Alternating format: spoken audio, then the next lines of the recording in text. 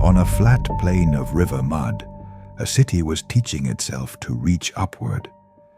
There was no stone in that country, no quarried rock, no mountain to carve. So the builders made their own. They took the soft clay of the valley, pressed it into wooden molds, and left it in the fire until it came out hard as bone. Then they stacked it, course upon course, and sealed the seams with black tar dredged from the ground, until the whole rising wall glistened dark in the sun like something wet that would never dry. Brick by brick, the structure climbed. It was not shaped like a wall or a fortress. It narrowed as it rose, each level set back from the one beneath it, so that from a distance it looked less like a building and more like a stair, a vast, deliberate staircase, wide enough at the base to swallow a village, tapering as it went, aimed at nothing that a man could stand on. The sound of it never stopped. Day and night the plain rang with the same rhythm, the slap of wet clay pressed into molds, the roar of kilns that never went cold, the scrape of trowels dragging tar across brick.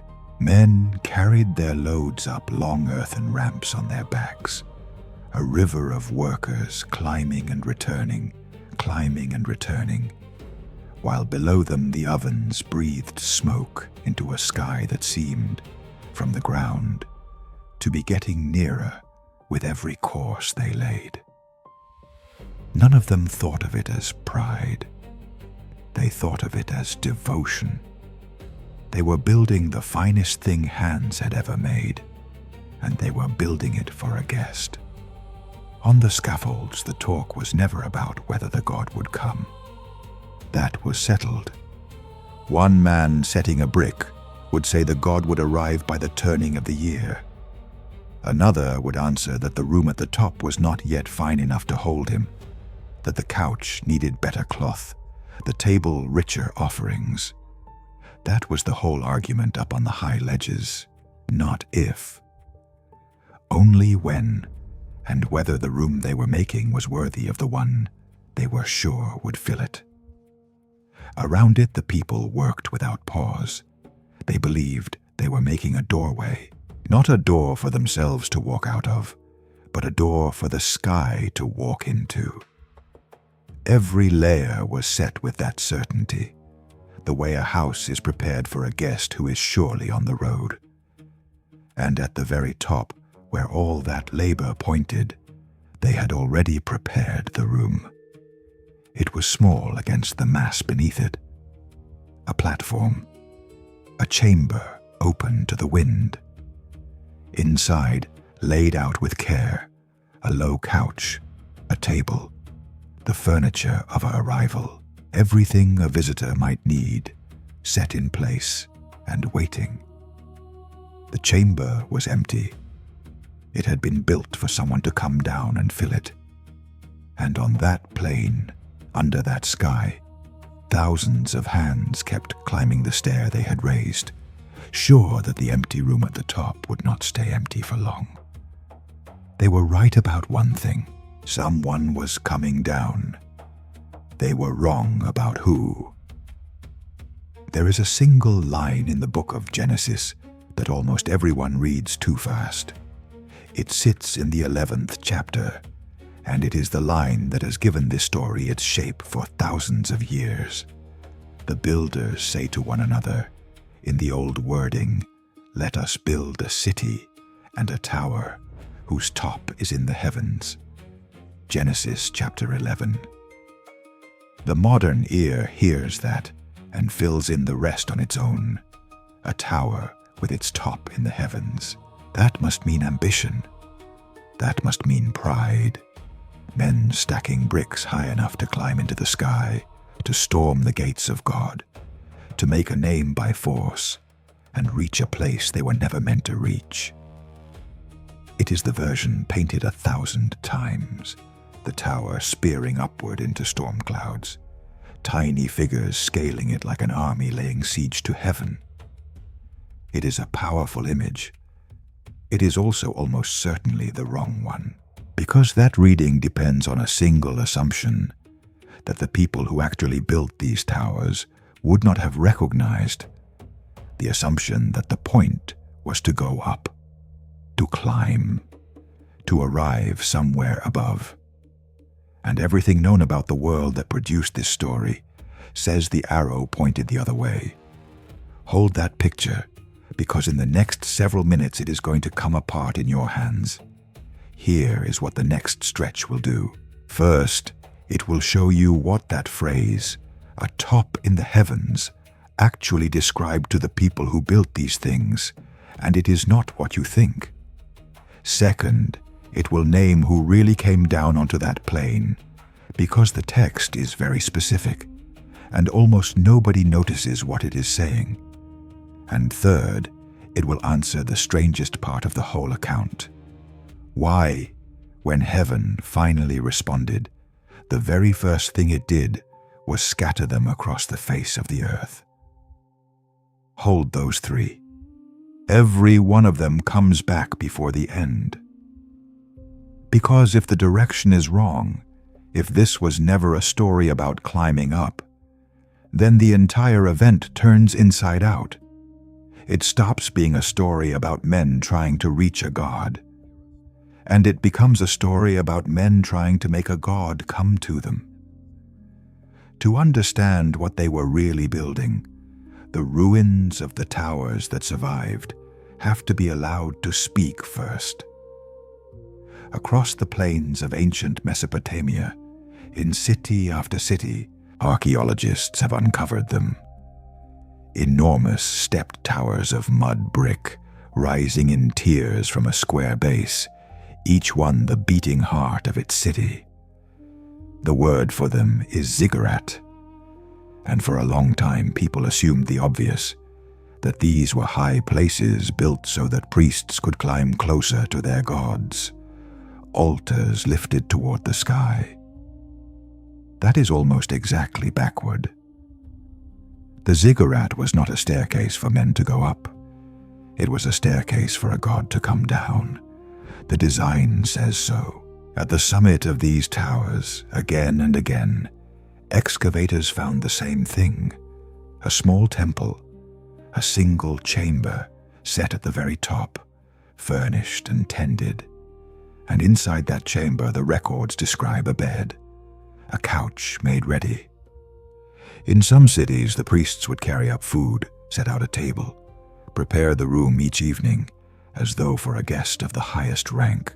The whole mountain of brick underneath existed to hold up that one waiting room in the sky.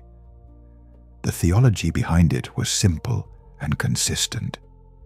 The gods lived in the heavens, far off, unreachable.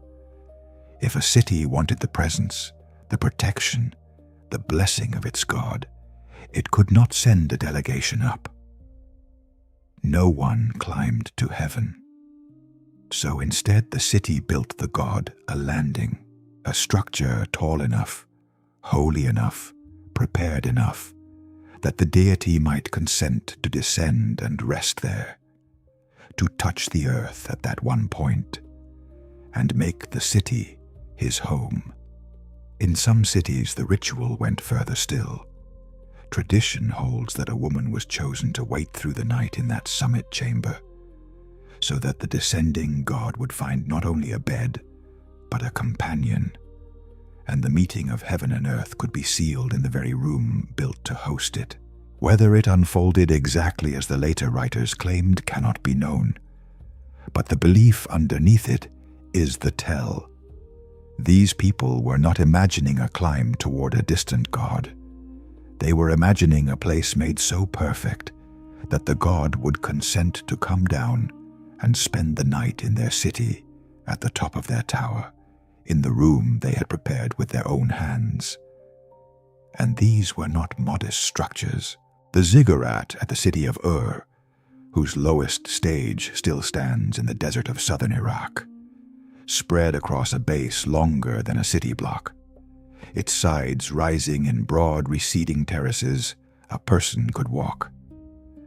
Some of these towers were faced in glazed brick, colored stage by stage.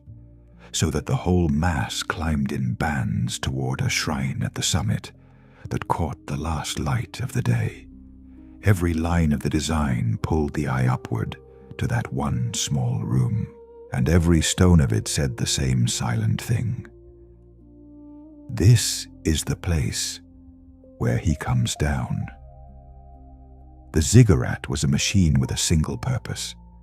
It was engineered to bring a god down, which means the empty chamber at the top of the tower on the plain of Shinar was not a mistake, and not an afterthought. It was the entire point of the building. The top was never meant to be a place a human being arrived at. It was meant to be a place a human being never touched. It was a door, and the door only opened from the other side. And if that is what the tower was, then the name they gave the city stops being a coincidence and starts sounding like a confession. The place had a name, and the name carried its meaning on its face. In the language of the region, the city was called Bab-ilu. Break it into its pieces and it says something very plain. Bab, gate, ilu, God, the gate of God. That is where the later name Babylon comes from. The whole settlement was named, quite literally, the doorway of the divine. The place engineered for a god to pass through. Sit with that for a moment. They did not name it the great city or the high city or the city of victory. They named it the gate. Because that is what the tower at its center was supposed to be. Not a monument to how high men could reach, but a hinge, a threshold, a point where the boundary between heaven and earth had been deliberately worn thin so that something could step across. The name was the blueprint, Gate of God. It announced the purpose before a single brick was ever seen. And the wordplay that answers it is not a small flourish. Within a culture where a city's name was its boast and its claim on the heavens, to have that name twisted into its opposite was a kind of unmaking. The proudest word in the region, Gate of God, and the text needs to change it by only a breath to turn it into the sound of a crowd that can no longer understand itself. The builders wrote their ambition into the name of the place. The account answers by reading that same name back to them, broken. And here is where the Bible does something quiet and devastating. The Hebrew text knows exactly what that name means, Gate of God, and it refuses to let it stand. Instead, it reaches for a second word, a word that sounds almost identical in Hebrew, a word that means to confuse, to jumble, to make into babble. Balal. And it lays that word right on top of the proud one. So the city that called itself the Gate of God is renamed by a single twist of sound, the place of confusion. The record puts it plainly.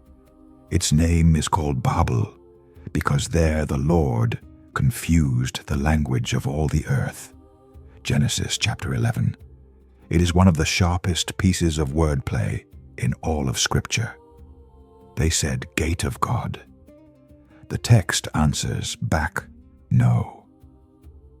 Babel, the doorway they built for a deity to walk through, becomes the place where human speech itself came apart. The name announced the intention. A gate, a way in, a staircase built not to be climbed, but to be descended. And once the name is heard that way, it cannot be unheard, because the very next thing the story reports is that something did descend. The only question left is who. Now put the pieces side by side, because the text sets up an irony so precise it can only be on purpose. Here is the machine they built. A tower whose summit was a landing pad, furnished, waiting, prepared according to the oldest instinct of that world, the instinct that said a great enough structure could persuade a god to come down. They were not, in their minds, committing a crime of arrogance. They were performing a rite of invitation. Every brick was a word in a summons. "Come down," it said. "Come down and fill the empty room. Come down and be our God here, in the gate we made for you." And the text says, in the flattest possible words, that the summons worked. Something came down, but not the something they were calling. They had built a door for a god of their own choosing, a local deity, a power they could name and house and manage, a presence that would settle into the chamber at the top and belong to them.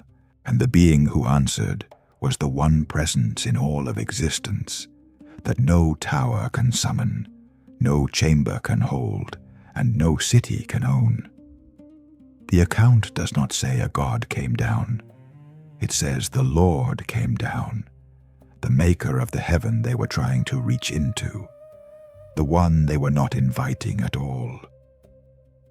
This is the hinge of the entire story, and it deserves to be said without hedging. The irony is not an accident of the telling, it is the message of the telling. They built a machine to pull a god toward the earth, and the text makes the point unmistakable, that the machine, in a sense, worked, and that this was the worst possible outcome for them. They wanted a tenant they could control. They received a verdict they could not appeal. The gate opened, and through it came not the small god they had measured for the room, but the God who measures the room and the tower and the whole plain in the span of his hand. There is a terrible economy in it. They had spent generations trying to make themselves indispensable to a god, to raise a house so grand that no deity could refuse it.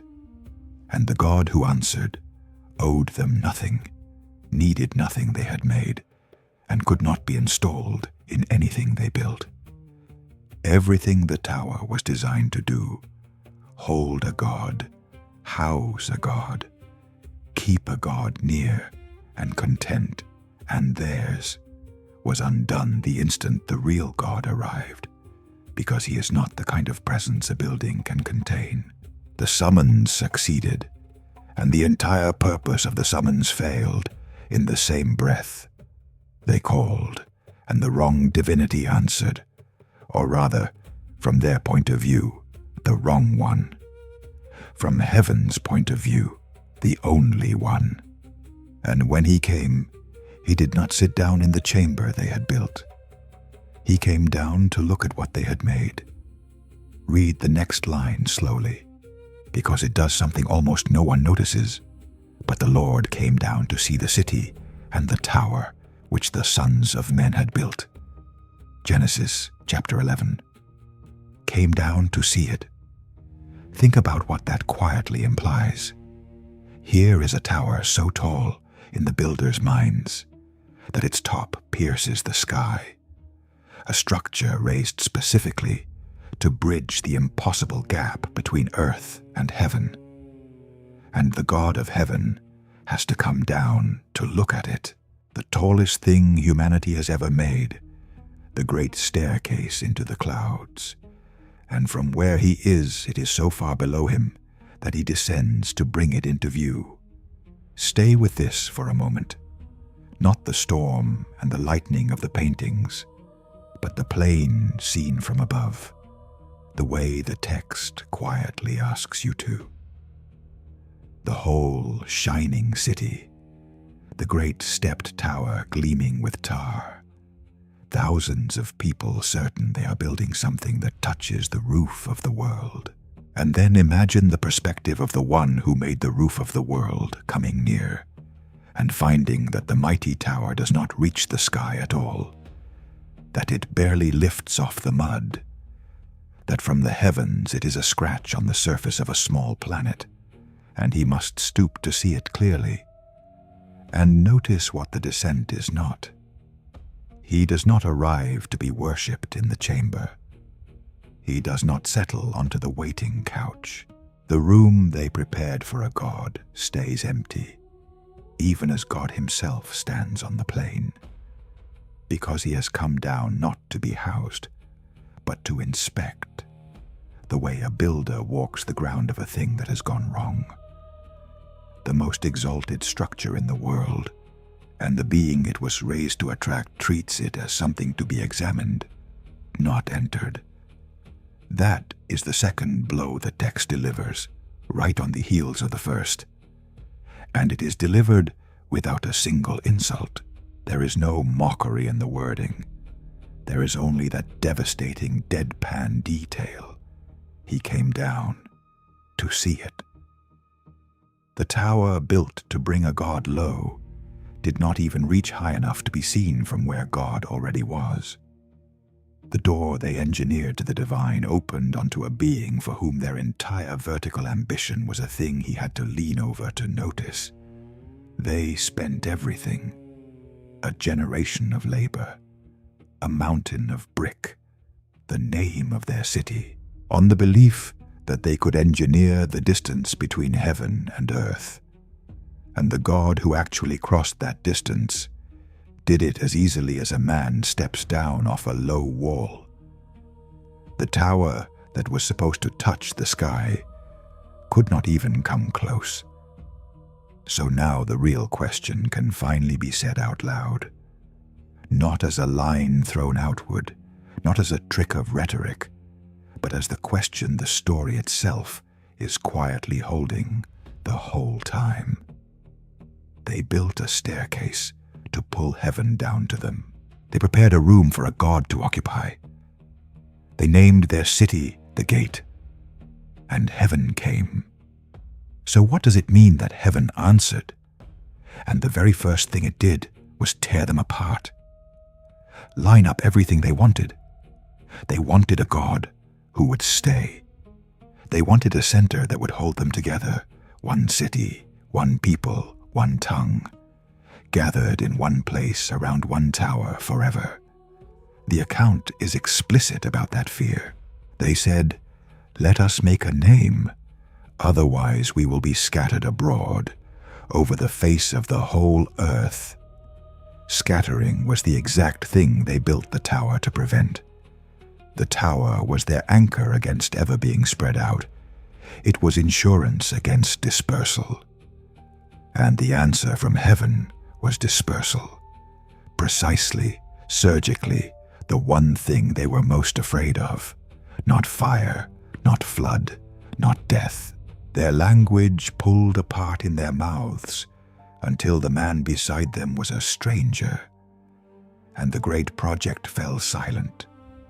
And the people who had gathered to never be scattered walked away from one another in every direction, carrying new words they could not share.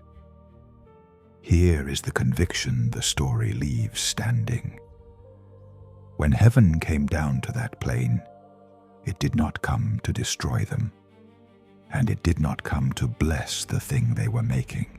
It came to answer a request they did not know they were making, and to answer it by taking away the very unity they had turned into a wall against him. The scattering was not heaven losing its temper. It was heaven refusing to be housed, refusing to be localized, refusing to be the tenant of a tower, and in that refusal, undoing the one arrangement that let men imagine they could keep God in a room they built. They asked, in effect, for a God who would come and stay put. The scattering was the answer. No. And that refusal is the thing worth sitting with.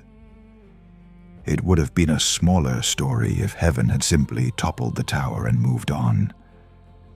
Instead, the answer reaches past the brick and into the people, into the one thing that made the whole project possible, their shared speech, and lifts it out of them. The tower is left standing. It is the builders who come undone. Heaven did not destroy what they had made. Heaven dismantled their ability to keep making it together. But even that is not the whole of it, because the answer had a second edge, and the stones themselves still carry the memory of the kind of tower this was. Walk the ground of southern Iraq today, and the towers have not entirely gone. They have slumped. Rain and time have melted the mud brick back toward the earth it came from, so that many of the great ziggurats are now enormous mounds, hills that are too regular, too square, to be natural. But some of them still climb. The ziggurat at the city of Ur still rises in broad tiers that dwarf anyone standing at its foot. These were not myths. These were the largest buildings in the world for their age. Real staircases of brick, built exactly on the theology already described, a landing prepared for a god to descend. And in the city of Babylon itself, the record is written in stone. There stood a great temple tower with a name of its own, Itemenanki. In the old tongue it means roughly, the house of the foundation of heaven and earth, a ziggurat raised at the religious heart of Babylon, dedicated to the city's chief god, and by the reckoning of the ancients, it was immense. Kings boasted of restoring it. Inscriptions survive in which a Babylonian king, rebuilding it, describes raising its head to rival the heavens, setting its top in the sky, making it a fit dwelling for the god to come down into. The exact language, not a tower to climb, a tower to bring the god down. The scale of it is hard to hold in the mind. By the old reckonings, the base of Itemenanki covered a square close to 300 feet on a side, a footprint that could swallow a cathedral, and it is said to have climbed in 7 receding stages toward a temple at the summit, a shrine finished, according to later writers, in glazed brick that shone blue against the sky. An ancient historian, who claimed to walk the Babylon of his day, described a great tower at the city's heart, stage upon stage, a ramp winding around the outside, and a chamber at the very top. And in that chamber, he wrote, stood a couch, richly made, and beside it a table of gold. The couch again, the waiting room again, set at the top of the tallest tower in the world, furnished for a descent. 2 kings put their names to its rebuilding.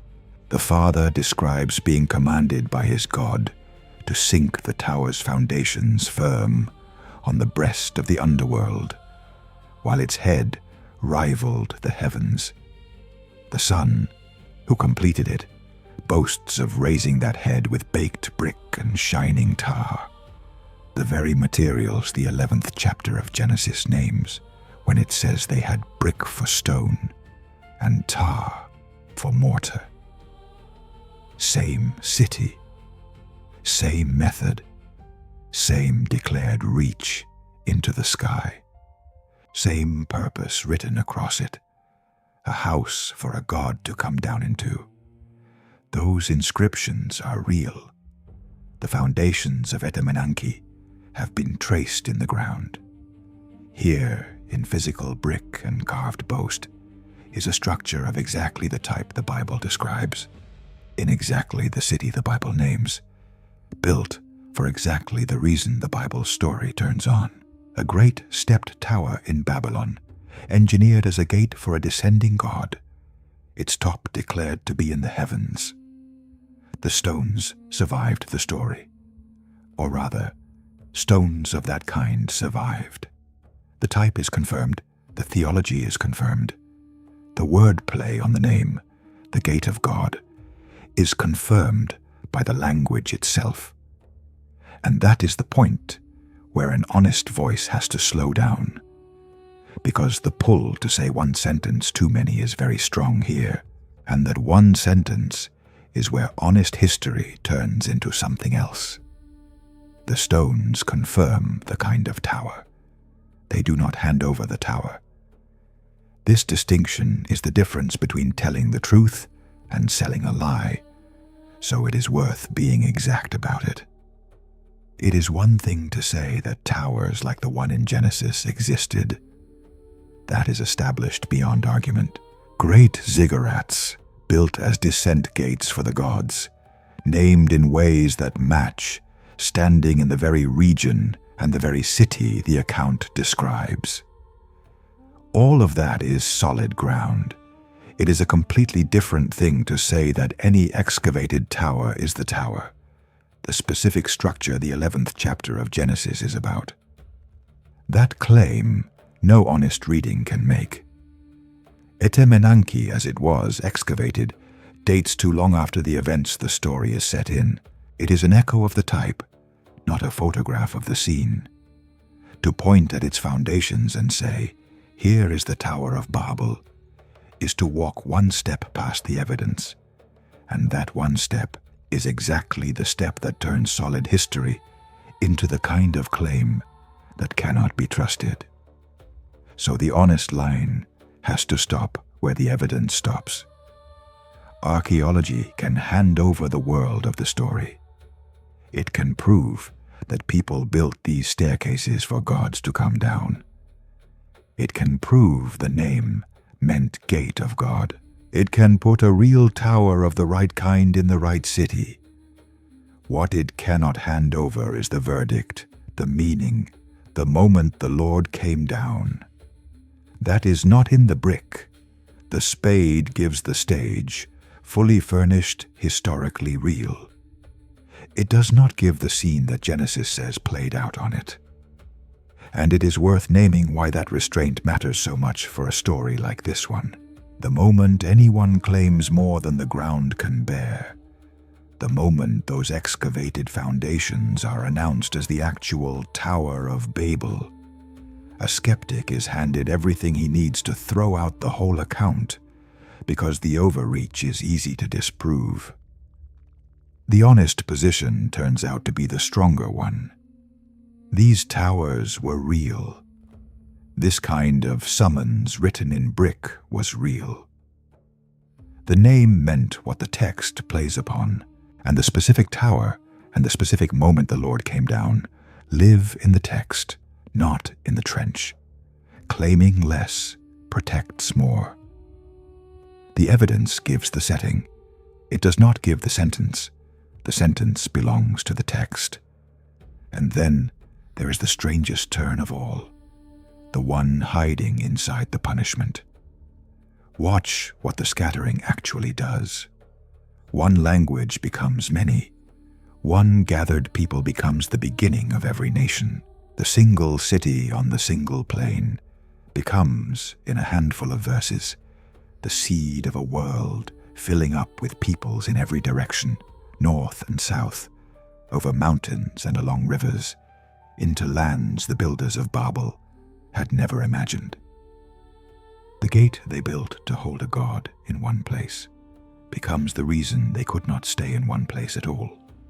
And here is a conviction worth stating plainly, because the text has been quietly building toward it the entire time. The scattering was not only a punishment, it was, at the same time, the fulfillment of the very thing they had refused to do. Go back to the beginning of the whole human story, before the flood, before this plain. The command given to humanity was to be fruitful, to multiply, and to fill the earth, fill it, spread across it. The builders of Babel set themselves directly against that word. They said, in effect, "We will not fill the earth. We will gather in one place, make one name, raise one tower, and never be scattered." Their entire project was a refusal of the command to spread out and cover the world. So when heaven scattered them, it was not inventing a new penalty out of anger. It was reaching into their rebellion and pulling out of it the exact thing they had refused to give. They would not fill the earth willingly, so they filled it anyway, driven out to the far places by the very judgment that scattered them. The dispersal that felt like judgment was also the world being populated, the nations being born, the command being kept by force through the very people who had built a tower to break it. The punishment and the purpose were the same act. Heaven took their wall against the world and turned it into the doorway of the nations. And the shape of that scattering is written into the chapter that sits just before this one, the long roll of names that maps the sons of Noah spreading into their lands, each by its family, each by its tongue. Read them in order, and something clever appears.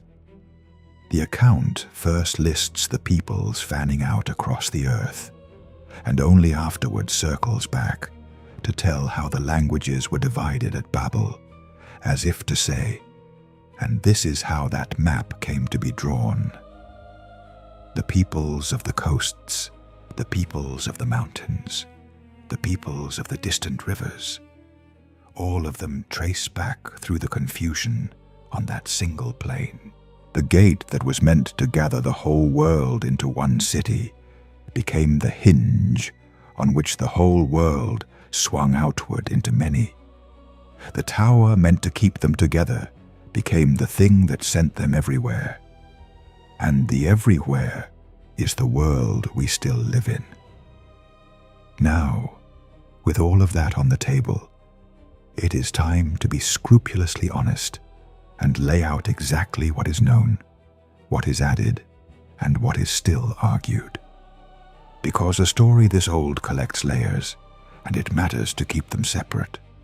Start with the ground floor. What the text itself actually says. Genesis chapter 11 says this, and only this in its bones. Humanity had one language and moved east onto a plain and settled there. They decided to build a city and a tower with its top in the heavens, and to make a name for themselves, so they would not be scattered. They built with brick and tar. The Lord came down to see the city and the tower. He said that as one people with one language, nothing they proposed would be beyond them. And he confused their language so they could not understand one another. And from there he scattered them over the face of all the earth, and they left off building the city, and the place was called Babel. That is the text.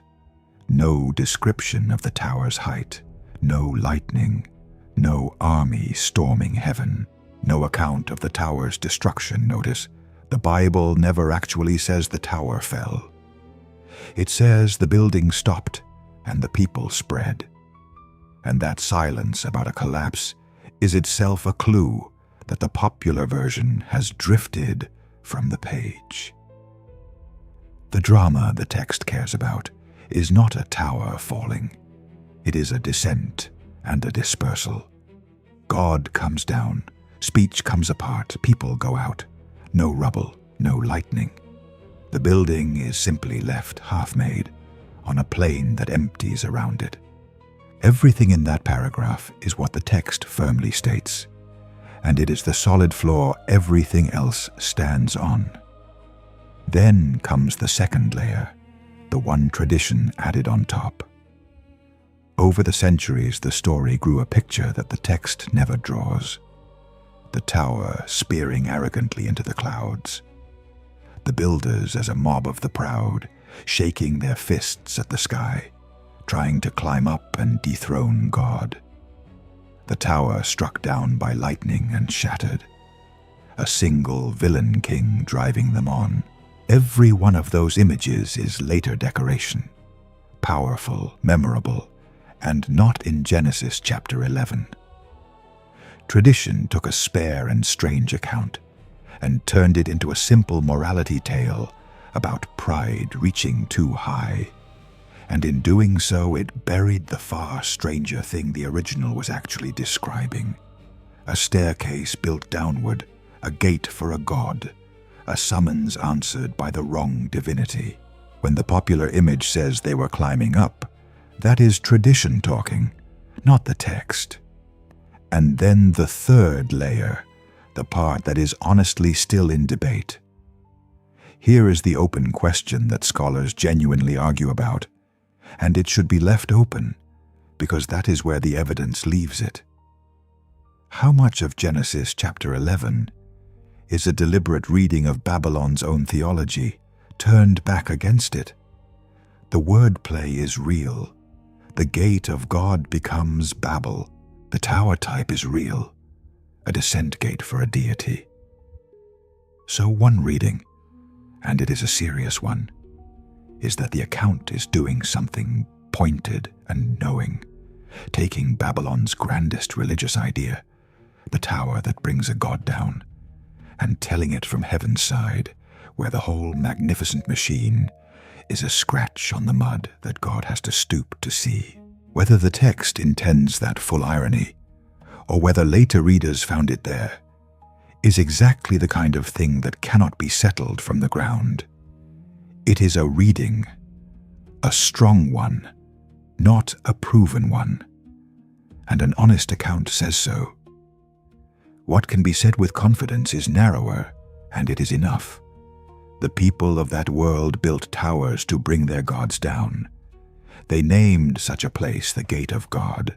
The 11th chapter of Genesis sets a tower of exactly that kind in exactly that city, and tells of a descent that no one there was prepared for. Past that line, everything is either the plain sense of the text or the honest words. This much we do not know.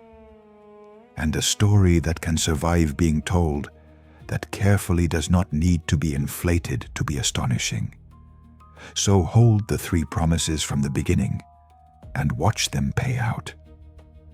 What was the tower really? Not a staircase built to climb into heaven. A gate built to bring a god down, furnished with an empty room at the top, matching the real towers of that world stone for stone. Who actually came down? Not the small managed god they were summoning into that room, but the Lord, who did not need the tower, who had to come down merely to see it, for whom the whole sky-piercing structure barely lifted off the plain. And why the answer was scattering?